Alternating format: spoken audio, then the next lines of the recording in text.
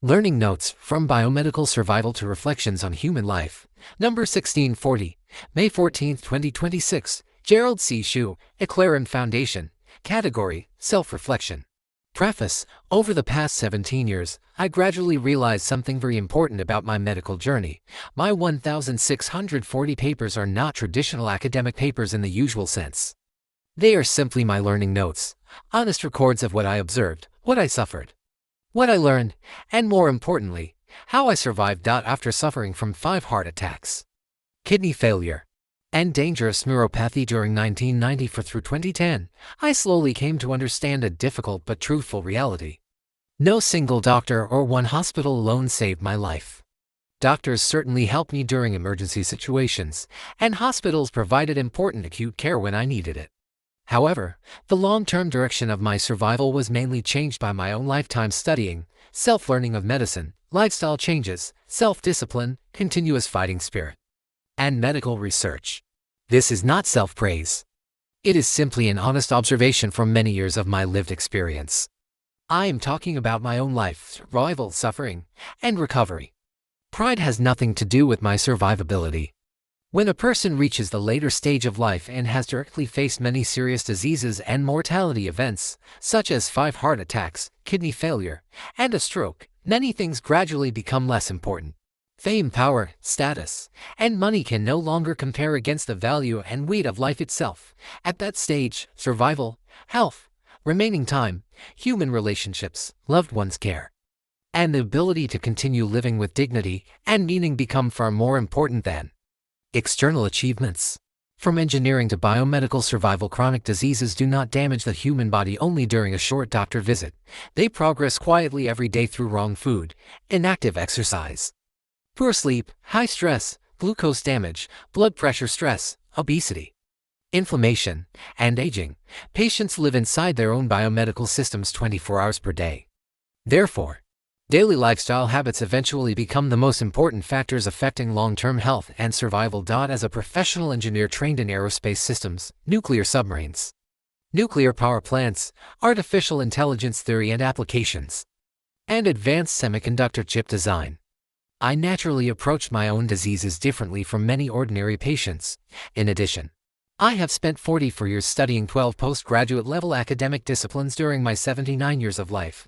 My brain was trained to think about accumulated stress, structural weakness, trigger points, interaction among factors, and failure mechanisms. In engineering, major failure rarely comes from one final event alone. Failure usually develops slowly after years of repeated stress and gradual weakening of recovery ability. A bridge does not collapse simply because of the final heavy truck crossing it. The structure slowly loses its reserve strength after years of repeated loading and unloading cycles.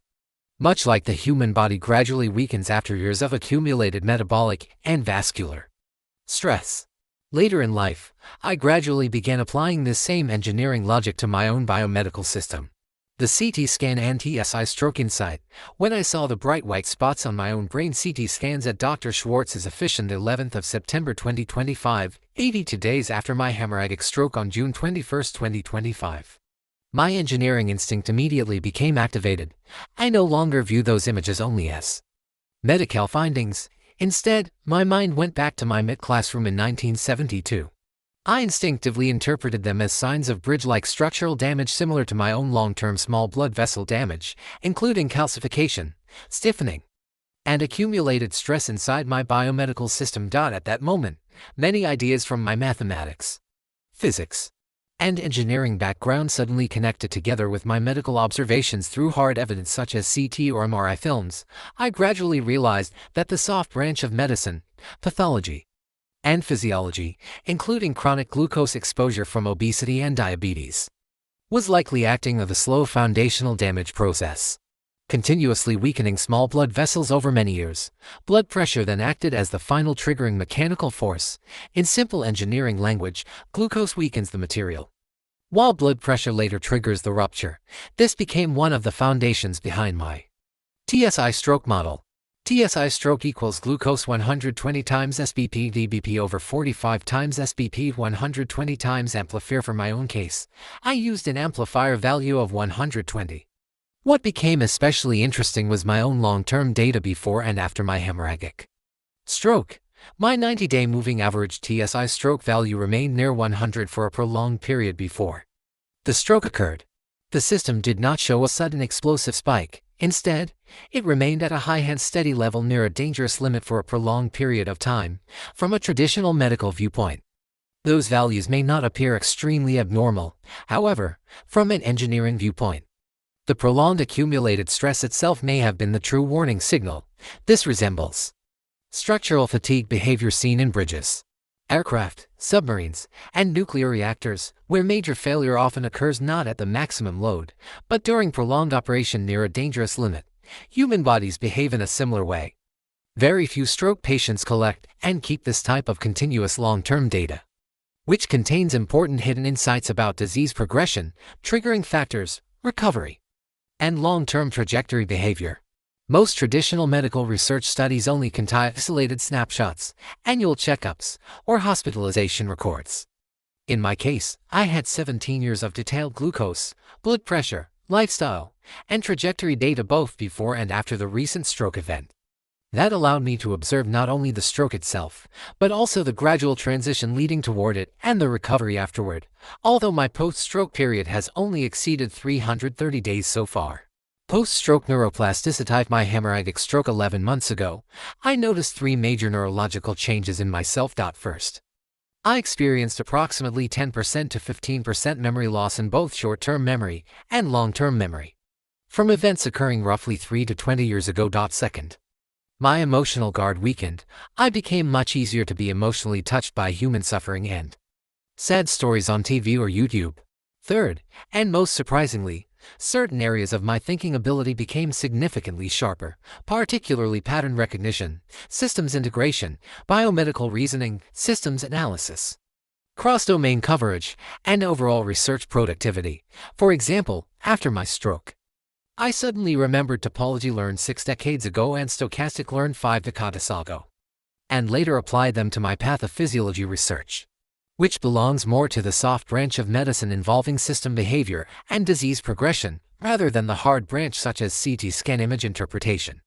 This may partly explain how I was able to write 300 papers within 300 days after the stroke. I do not describe these changes as mystical or supernatural. I do not believe in sixth sense or mystical explanations. I believe they are more likely related to cognitive neuroplasticity, survival learning, accumulated knowledge, repeated reinforcement, and post-traumatic brain reorganization. The human brain can adapt in unusual ways after major trauma. Some functions may weaken, while other neural networks become more focused and highly reinforced.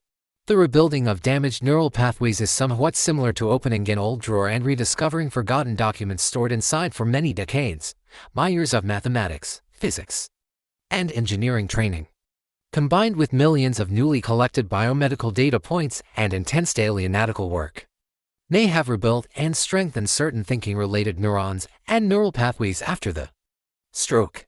Writing as survival and rehabilitation as a systems engineer, I was trained to think quickly and accurately because aerospace systems, nuclear submarines, and nuclear power plant projects do not tolerate slow or careless decisions.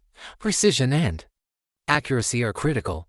Human lives may depend on structural accuracy, system reliability, and rapid problem solving. Looking back now, I realize that this mathematics and engineering mindset strongly shaped the way I later approached medicine, stroke recovery, and chronic disease management. My writing process gradually became very different from traditional academic medical publishing.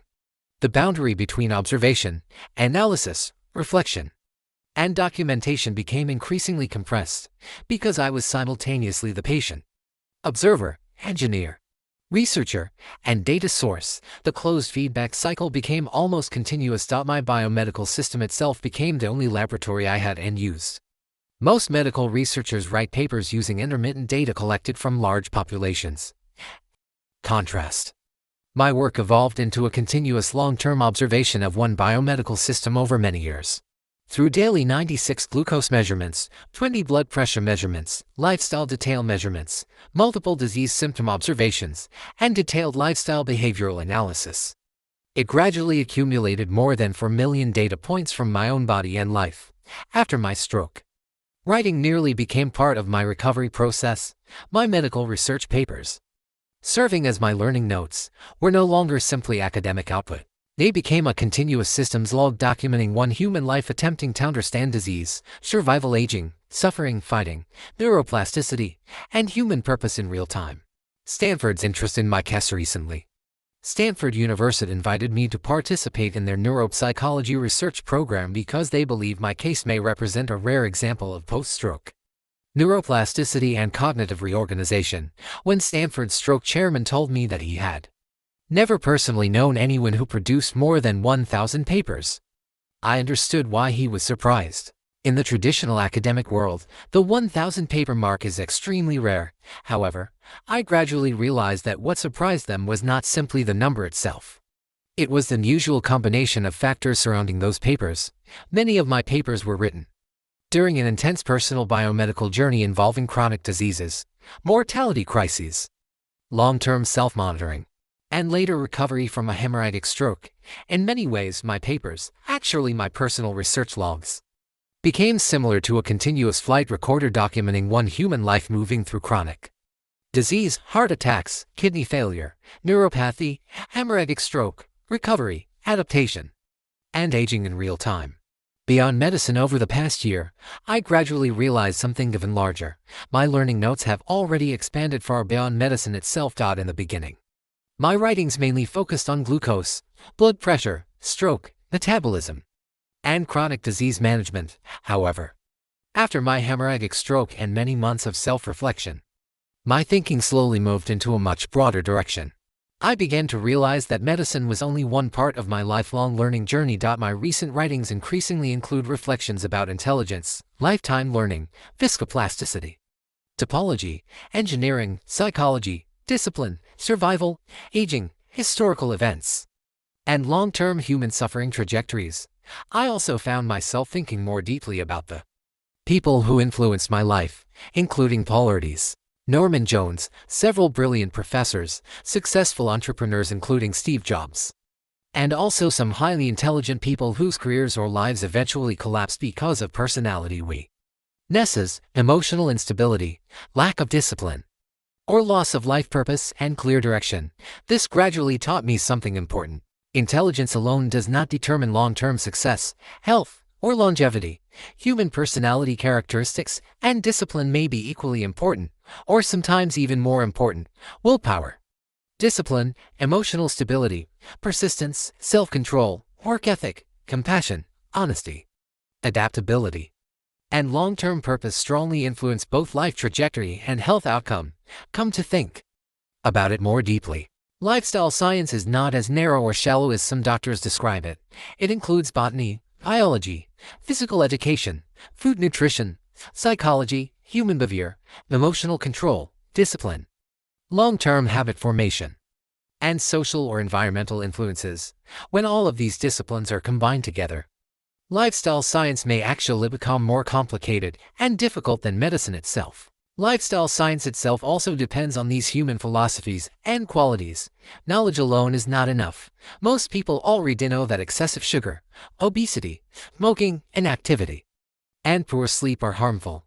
The real difficulty is having a strong willpower and maintaining disciplined behavior consistently for many years or decades. Long-term health control requires not only knowledge, but also willpower, persistence, emotional control, and continuous effort. Perhaps this is one advantage of aging. At younger ages, people often see only isolated events like separated still snapshots. However, after many decades of life experience, the brain slowly begins to connect early learned knowledge, distant life experiences, disciplines, successes, failures, and human personalities into a larger life trajectory, like a long movie. That is why my recent writings feel less like traditional medical papers and more like multi-dimensional learning notes from one human life journey. I am no longer writing about biomarkers and diseases alone. I am also writing about human nature, vulnerability, survival, compassion, discipline, and the long-term direction of human life itself. Epilogue. Today, at age 79, after surviving multiple chronic conditions, mortality diseases, and a hemorrhagic stroke, I no longer view my 1,640 papers simply as research output. To me, They remain my personal learning notes, honest records of on human brain trying to survive, adapt, understand, and continue functioning under pressure. Perhaps these learning notes or personal logbooks may eventually contribute a small amount of value toward helping future patients, future researchers, or simply ordinary people better understand the long-term trajectory of human life under stress, uncertainty, aging, and survival. But at least for now, they have honestly recorded my own health journey, both physiologically and psychologically. This content is provided for educational reference only and does not constitute medical advice. No doctor-patient relationship is created. You may share this summary freely, but it must not be altered, edited, or republished as your own. All intellectual property rights and copyrights for this article and its related materials belong to the author, Gerald C.